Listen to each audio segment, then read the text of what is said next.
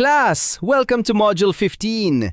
Ito na yung part ng research na parang graduation ceremony ng study mo. Kasi kahit gaano kaganda yung methodology mo, gaano ka pa ka-proud sa results mo, kapag hindi mo na i-present ng malinaw, parang bumili ka ng lechon tapos tinago mo lang sa ref. Walang impact. Kaya sa module na ito, aaralin natin paano gumawa ng malinaw, organized at scientific na research report. Kasi sa totoong buhay, hindi sapat na matalino ka.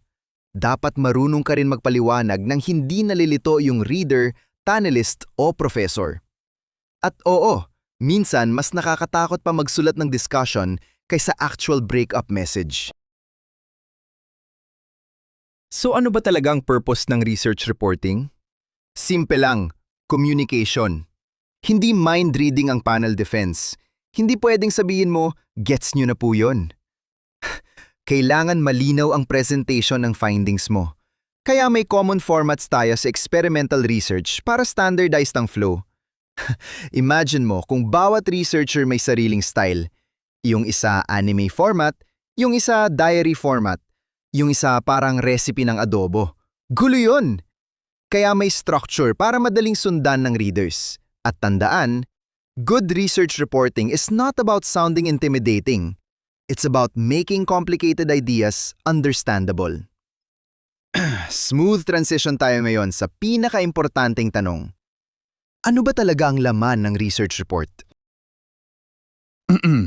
Class, isipin natin yung research report parang superhero journey. May simula, gitna, at laban bago matapos. Una, may title and abstract, parang movie trailer. Sunod, introduction at literature review. Dito mo ipapakita bakit mahalaga yung study mo. Tapos, methodology. Paano mo ginawa yung research nang hindi mukhang magic? Then, results. Ito yung resibo ng findings mo. At discussion. Dito mo ipapaliwanag bakit mahalaga yung nakita mo. Kasi minsan, may students na akala nila tapos na kapag lumabas ang statistics. Hindi pa. Ang statistics parang ingredients pa lang. Kailangan mo palutuin into interpretation. Kaya next, pag-usapan natin yung unang nakikita agad ng readers, title page and abstract. Alam nyo class, yung abstract parang online shopping description. Kapag magulo or boring, wala na magbabasa. Kaya kahit maikli lang siya, sobrang importante. Dito ilalagay yung summary ng buong study, purpose, participants, method, findings at implications. Pero wag naman yung abstract na parang teleserye teaser. Something shocking was discovered. Hindi Netflix trailer ang thesis. Dapat concise pero informative. At yung title page naman, ito yung formal identity ng paper mo. Kaya kapag sobrang haba ng title, parang nobela na. A correlational investigation on the multifactorial emotional... Humihinga pa ba tayo? Keep it scientific but readable. And now, from the abstract, lilipat tayo sa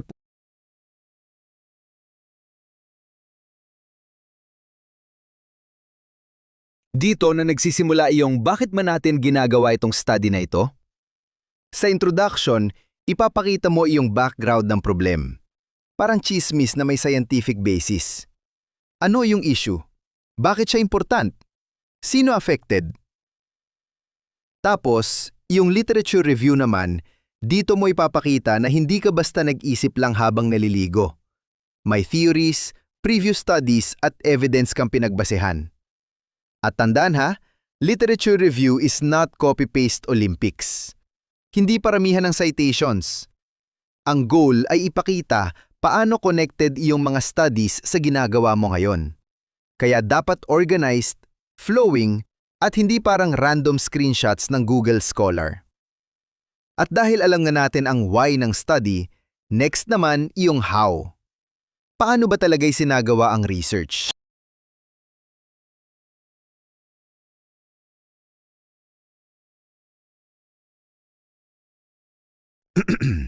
Welcome sa method section. Ang part ng thesis na parang cooking tutorial. Dito mo sasabihin exactly paano mo ginawa yung study para pwedeng ulitin ng ibang researchers. Ilalagay dito yung research design, participants, sampling method, procedures, at ethical considerations. Kasi imagine mo kung sinabi mo lang, nag-survey po kami somehow.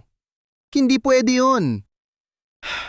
Scientific dapat, hindi trust me bro methodology. At importante rin ethics, kasi bawal yung nang-unggolekta ng data na parang undercover FBI nang walang consent. Kaya dapat malinaw paano pinrotektahan ng participants. And class, tandaan ninyo, kapag malinaw ang method section mo, tumataas credibility ng buong research mo. Kasi dito makikita kung organized researcher ka o survivor lang ng cramming.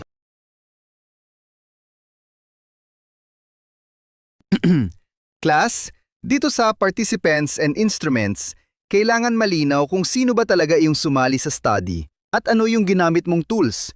Kasi minsan, may research na parang mystery movie. Hindi mo alam saan galing yung respondents, ilan sila o bakit sila napili.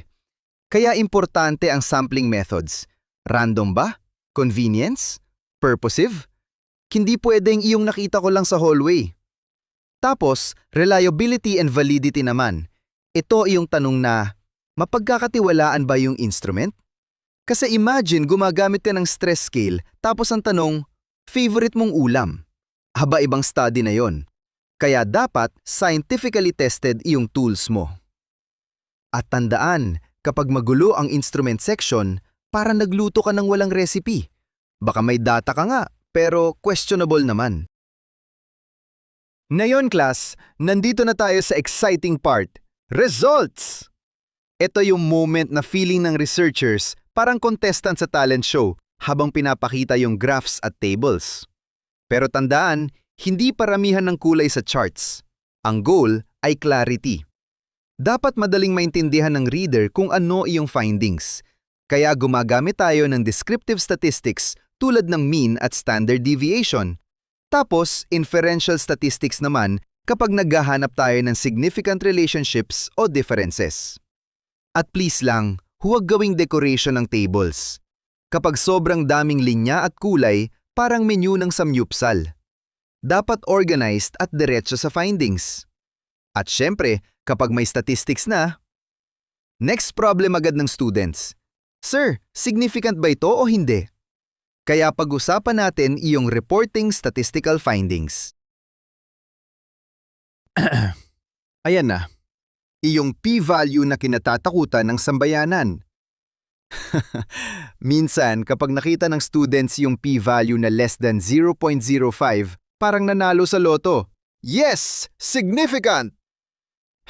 Pero class, hindi porket significant ay dramatic agad ang epekto. Kaya importante rin ang effect size at confidence intervals. Kasi minsan, statistically significant pero sobrang liit naman ng practical impact. At tandaan, objective dapat ang reporting. Hindi pwedeng dahil gusto mo yung hypothesis mo, biglang medyo significant emotionally. Hindi po yon scientific term. Ang trabaho ng researcher ay mag-report ng findings honestly kahit minsan hindi tugma sa expectations. At pagkatapos ma-report ang numbers, ito na iyong pinakamahalagang tanong. Ano ibig sabihin nito lahat? Kaya pasok tayo sa discussion and implications. Class, dito sa discussion section nagsisimula ang tunay na pagiging researcher. Kasi hindi na sapat na sabihin mong, the p-value is 0.03. So what? Ano ngayon? Dito mo ipapaliwanag meaning ng findings mo at paano ito connected sa theories at previous studies. Halimbawa, kung mataas stress ng students dahil sa social media overuse, ano implications nito sa schools, teachers at mental health programs? Dito mo rin i-compare findings mo sa ibang studies. Supportive ba sila o contradicting? At minsan dito rin nangyayari yung emotional roller coaster ng researcher. Bakit iba findings ko kay foreign study? Relax lang, hindi ibig sabihin mali agad. Baka magkaiba context, culture, o participants. Kaya ang discussion ay parang pagiging detective, pero may APA format. Ito yung part na marami students ayaw gawin kasi feeling nila inaamin nila yung weaknesses ng study. Pero class, hindi ka mahina kapag inaamin mo limitations. Mas professional niya yon. Kasi walang perfect research. Baka maliit sample size, limited time, online survey lang, o puro antok yung respondents habang sumasagot. Importante, transparent ka. Tapos, recommendations naman. Ano pwedeng gawin ng future researchers? Ano pa dapat i-explore? Kasi ang research hindi the end. Mas parang to be continued. At minsan, yung limitations mo today, iyon ang magiging dissertation ng ibang tao bukas. Kaya matapos natin aminin yung imperfections ng study, tapusin natin ang module sa pinaka-importanteng realizations. So class, ano natutunan natin sa Module 15? Una, dapat organized ang research report. Kasi kahit maganda findings mo, kapag magulo presentation, mawawala impact. Pangalawa, results must be clear and accurate. Hindi dramatic, scientific. At panghuli, discussion explains meaning and implications. Kasi numbers alone do not tell the whole story. Ang researcher ang nagbibigay ng context at interpretation. Kaya tandaan ninyo, research reporting is not just writing, it is scientific storytelling. At kapag mahusay kang mag-report ng research, hindi lang grades ang natataas, credibility mo bilang future professional researcher.